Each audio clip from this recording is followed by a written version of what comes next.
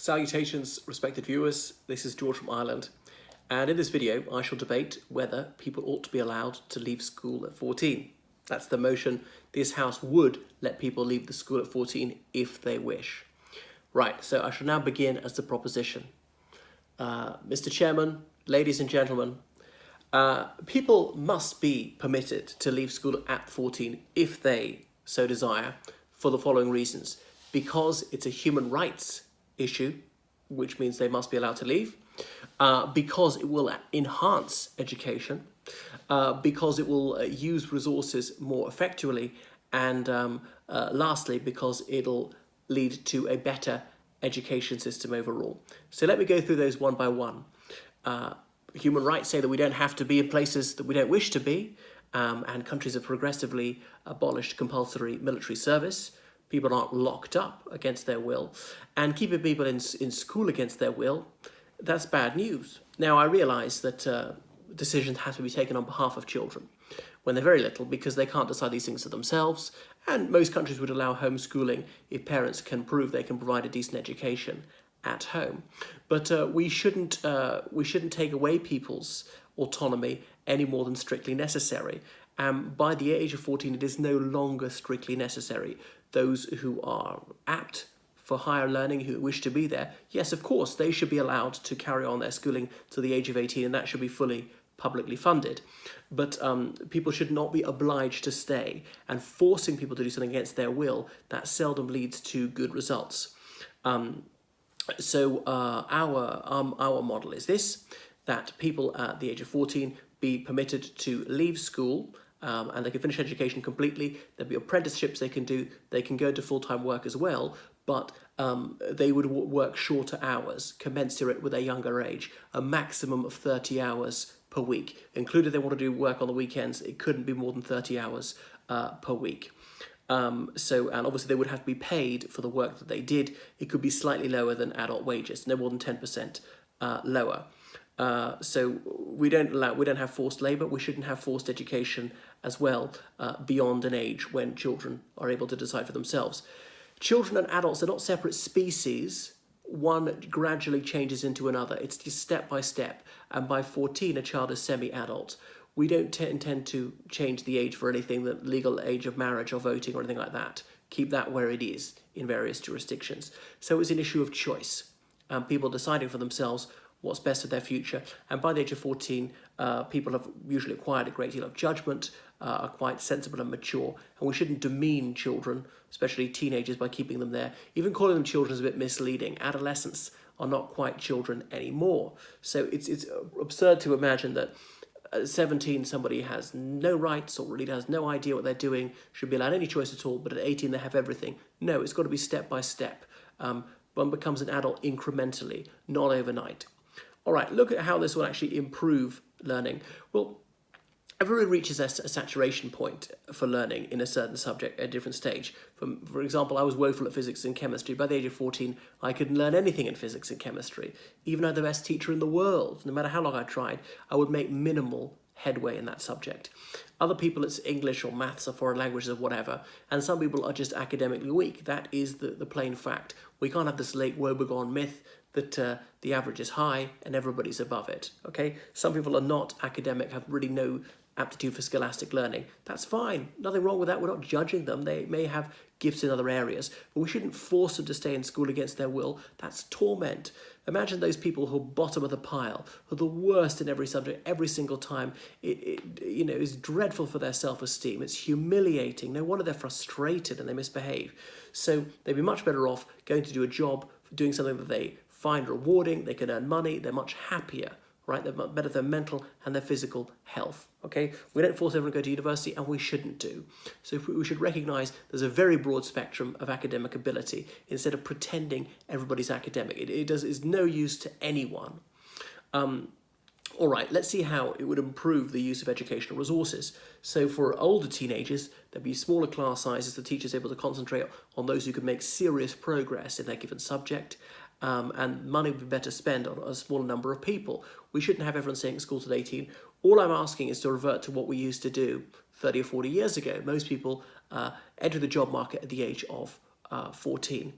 We would use the teacher's time more effectively, the money, the resources in terms of classrooms and books, even that being used more sensibly.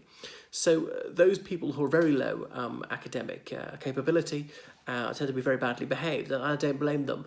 Imagine finding the thing I was worst at, I hated doing, make me do that all day, every day, telling me if you don't succeed here, then you're just going to be a massive failure in life. Of course, I'd be furious and I would be a troublemaker.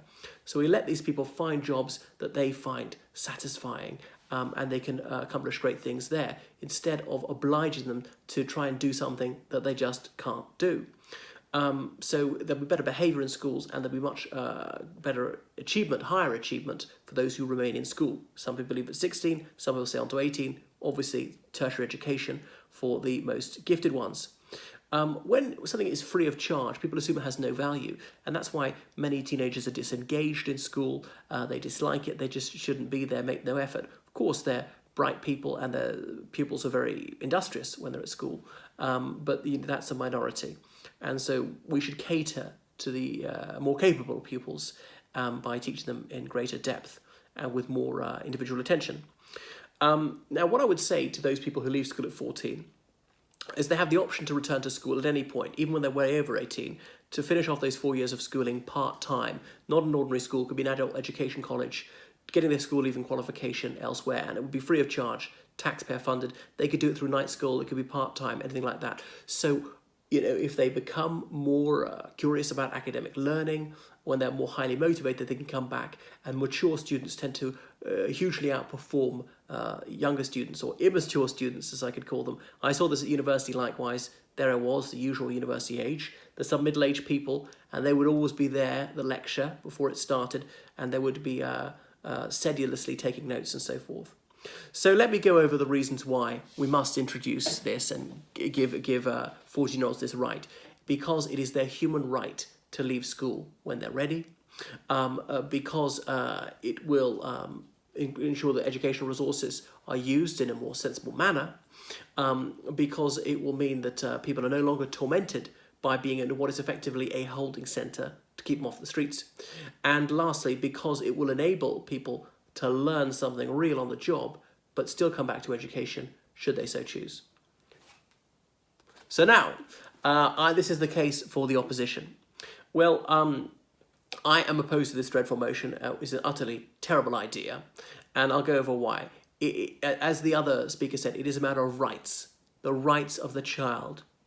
Second of all, because education is necessary. Thirdly, because this proposal would be disastrous for the economy. And last of all, because it's retrograde. So you could look at the Universal Declaration of Human Rights, which guarantees the right to education, numerous human rights instruments, which guarantee children the right to a free primary education, and said progressively free secondary education, even free tertiary education, must be introduced, and every sovereign state in the world is a signatory of these human rights instruments. Leave no child behind, as George W. Bush would say in one of his laudable slogans. So we don't want a return to child exploitation, and that is what the proposition proposed, is having 14-year-olds on the job market, even though they are working only 30 hours a week. We shouldn't have people who are minors doing real jobs which are dangerous for them. They're not mentally and physically capable of these things. Everybody deserves a childhood. And some people are, are slow developers. At 14, performing poorly at school, but at 18 could be brilliant. It's easy for an adult to forget how big a difference 4 years can make in the life of a child. It can make an enormous difference. So let's look at education. Well, we need it. All right, we need literacy, we need maths to a high level. And all right, not everyone is a genius. It takes some people a bit longer to achieve these things.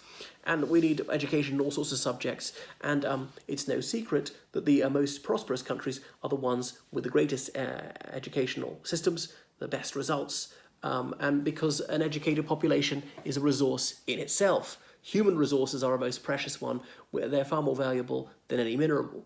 We need to stay in school longer than we did in bygone centuries because there is more to learn. In days of yore, so many scientific breakthroughs had not been achieved, and we didn't have so much technology to study and so forth. There weren't so many languages known all around the globe because we're more localized. Now we're such a globalized world. So for many reasons, we must stay in education much longer than we had to in former times. Right, let's look at how this would be cataclysmic for the economy. It would be a catastrophe because we would have a generation of ignorant school leavers flooding the job market, depriving adults of their jobs, and as the proposition said that the children could be paid less than the adults, well then you know which one an employer is going to go for, especially in the worst paid jobs when profit margins are wafer thin. Surprise, surprise. And why should they be paid less than adults if they're doing an adult's job? It's completely unjust. They're working shorter hours. They should certainly get the same rate of pay. 10%, where did that figure come from? Just plucked from the air. All right, so as the other side of the House said, we need compulsion. But why only to 14 and not to 18? So sometimes people should be obliged to do things and not permitted to do things because it's in their own best interest. Sometimes the government does know best, and this has been gradually admitted. Let's come on to the last point. What is being proposed here is retrograde. This would be a throwback to centuries of exploitation when children were misused. This is like a Dickensian proposal, like Mr. Gradgrind in school is bad enough, but somebody sending a chimney sweep up the chimney is even worse. Yeah, it's true we need to manage behaviour, and some of the less academically gifted pupils, they tend to be mischievous in school. But there are all sorts of other strategies to do this. Simply booting them out of school, dumping them in an educational scrap heap, that is not the answer. We've been there before. We now keep people in school for longer, and I suggest we've made an advance. This is progress, all right? Including everyone, teaching for all levels of ability. It's not just for brain boxes. School is even for those of very modest ability. So education is not just for the elite, whether in scholastic or financial terms. Let me go over again the reasons why this shameful motion shall be thrown out by the House. First of all, it's an issue of children's rights. Secondly, because education is vital. Third of all, because education is good for our economy. And lastly, because we do not want to return to an era of child labour. And that is why I urge the House to vote down this shameful motion.